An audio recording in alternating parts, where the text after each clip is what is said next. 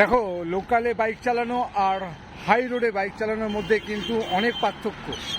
এখানে শুধু নিজের গাড়ির গতিকে বুঝলে হবে না, এখানে তোমার আগের গাড়ি, পিছনের গাড়ি, তোমার ডান দিকের গাড়ি, তোমার বাঁ দিকের গাড়ি, সমস্ত গাড়ির গতি তোমাকে ক্যালকুলেট করতে হবে।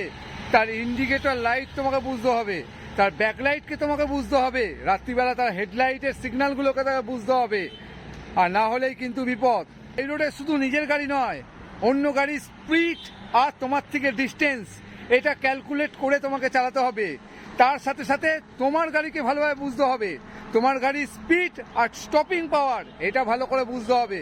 আর না হলে কিন্তু যখন তখন উইদিন সেকেন্ড তুমি বোঝার আগেই কিন্তু দুর্ঘটনা ঘটে যাবে। আর এমনভাবে দুর্ঘটনা ঘটবে যেখান থেকে ম্যাক্সিমাম সময় বেঁচে ফিরে আসা খুব চাপের। আর তোমার যদি স্কিল থাকে তবেই হাই রোডের মধ্যিখান দিয়ে, মানে মাঝের লেন বা ডান দিকের লেন দিয়ে চালাও, আর না হলে একদম লেফট লেন দিকে আস্তে আস্তে রাইড করো। তো হাই রোডে শুধু নিজের বাইককে বুঝলে হবে না, অন্যান্য বাইক, অন্যান্য গাড়ি যেগুলো চলছে হাই স্পিডে সেগুলোকে বুঝতে হবে। আর এই ভিডিওটা বন্ধুদের সঙ্গে শেয়ার করো যাতে তাদেরও কোনো বিপদ না হয়।